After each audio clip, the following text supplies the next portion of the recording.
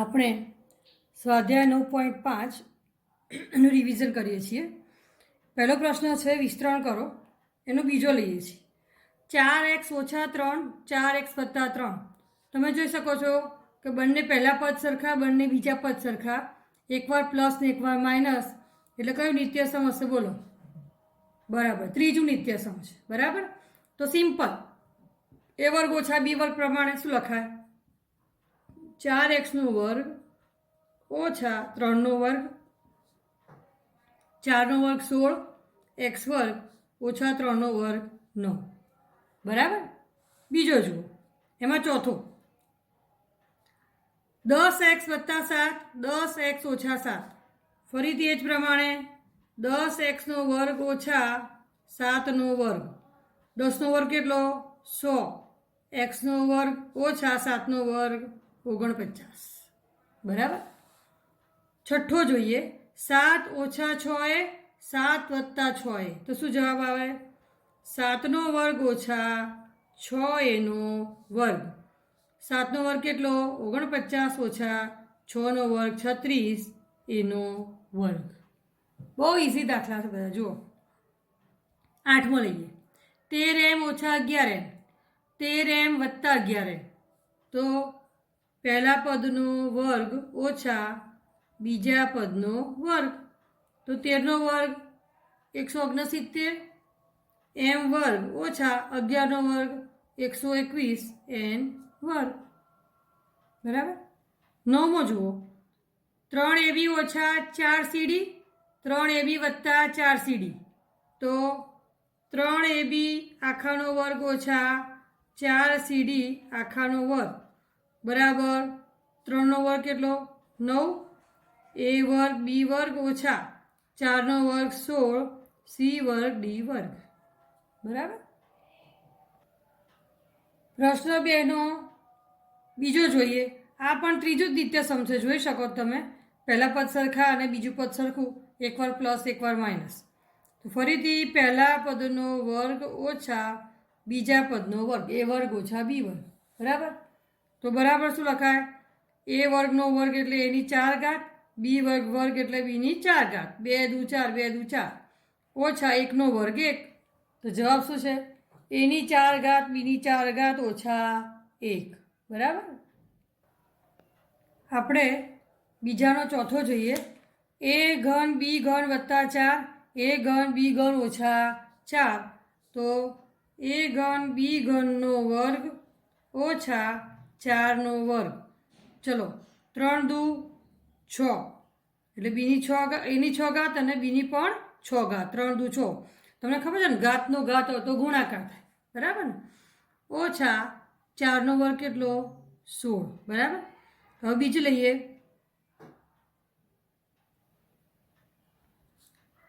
m વર્ગનો વર્ગ. જો m વર્ગ ઓછા n વર્ગ, m વર્ગ + n વર્ગ, તો m વર્ગનો વર્ગ ઓછા n વર્ગનો વર્ગ બરાબર m ની કેટલી ઘાત?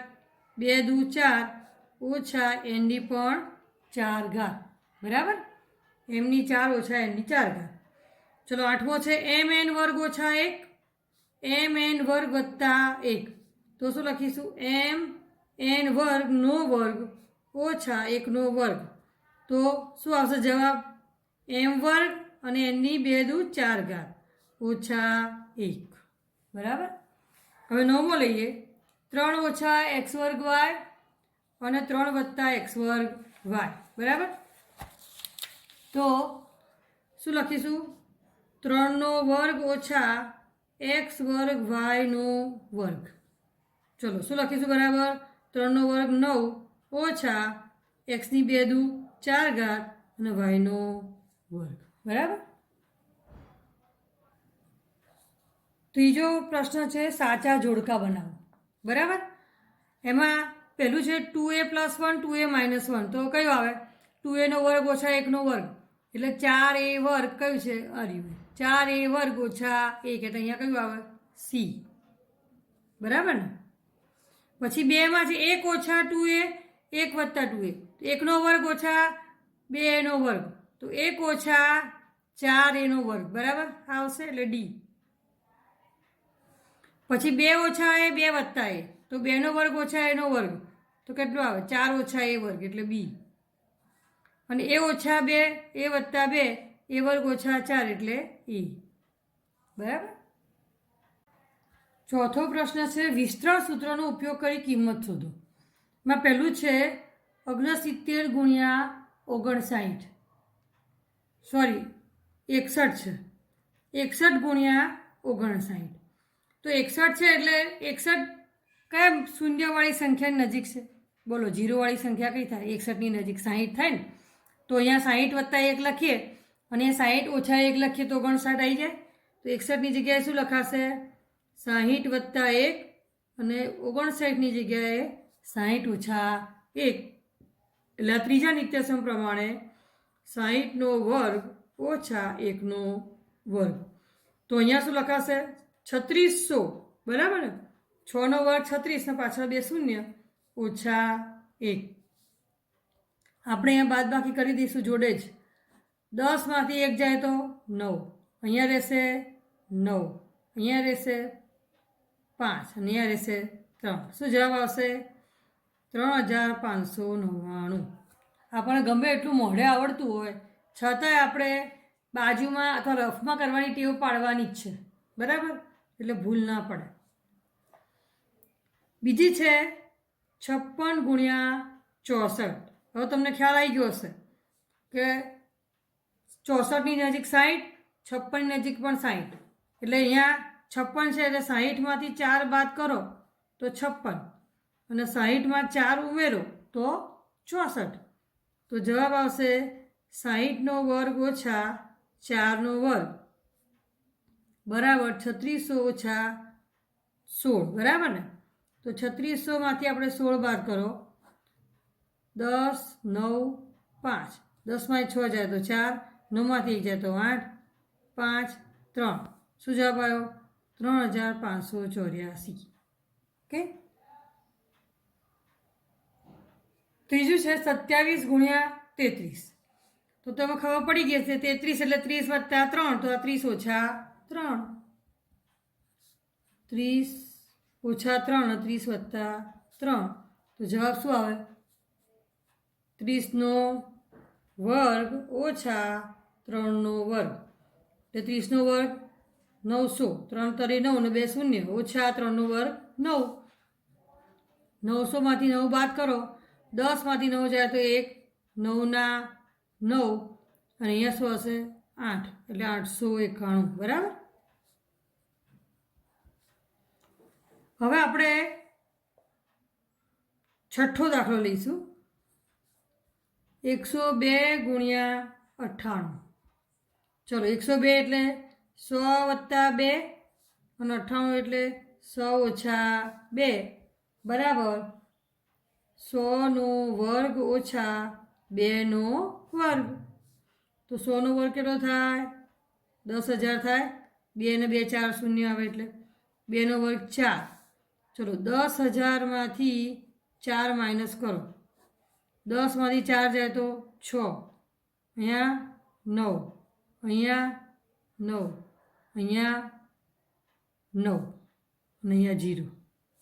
બરાબર ને? તો જવાબ આવે 9996. બરાબર. સાતમો છે 2.5 ગુણ્યા 1.5. હવે જુઓ 2.5 અને 1.5 માટે શું કરીશું? તો 2.0 વત્તા 0.5 કરો તો આવી ગયો 2.5 અને 2.0માંથી 0.5 બાદ કરો. 10માંથી 5 જાય તો 5, એની જગ્યાએ 1, તો જવાબ શું આવ્યો? 1.5 આવી ગયો. એટલે શું લખાશે? 2.0 એટલે 2 વત્તા 2 પ્લસ 0.5, અહીંયા પ્લસ છે અને 2 માઇનસ 0.5. ખબર પડી ગઈ? 2.0 એટલે 2 જ. આપણે પાછળ 0.0 લખવાની જરૂર નથી, એમાં ભૂલ થવાની શક્યતા રહેશે. એટલે ખાસ એ 0.0 હોય ને એ નહીં લખવાનું પાછળ. બરાબર. તો અહીંયા શું લખાશે? હવે 2નો વર્ગ ઓછા 0.5નો વર્ગ. 2નો વર્ગ કેટલો? 4 ઓછા 0.5નો વર્ગ એટલે 5નો વર્ગ 25 થાય. પણ 0.5 ગુણ્યા 0.5 એટલે 2 દશાંશ સ્થળ કાપવાના, 1 2 એટલે શું આવે 0.25. 4માંથી 0.25 બાદ કરો, અહીંયા 10 ને 9 ને અહીંયા 3, 10માંથી 5 જાય તો 5, 9માંથી 2 જાય તો 7 અને 3, જવાબ આવશે 3.75.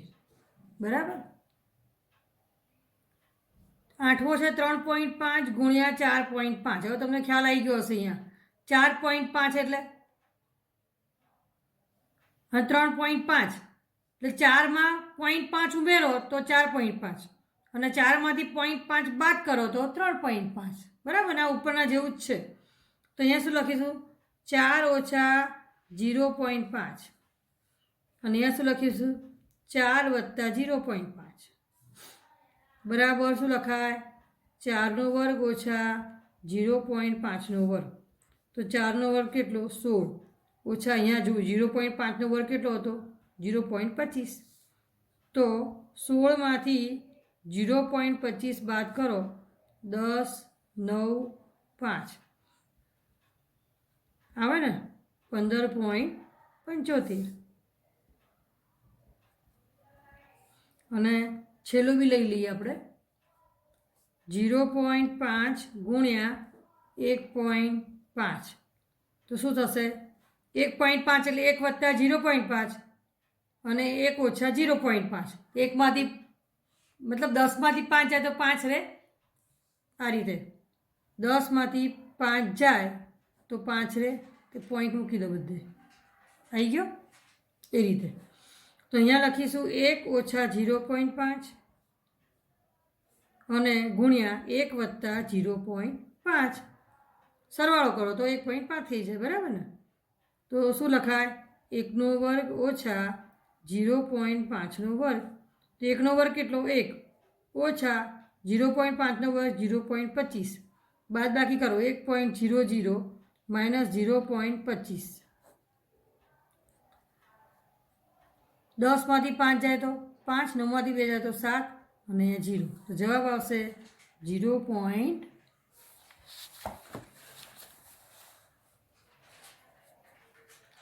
આ જોઈ લો. બરાબર 1નો વર્ગ ઓછા 0.5નો વર્ગ બરાબર 1 ઓછા 0.25 બરાબર બાદ કરીએ આપણે અહીંયા તો શું આવે જવાબ 0.75.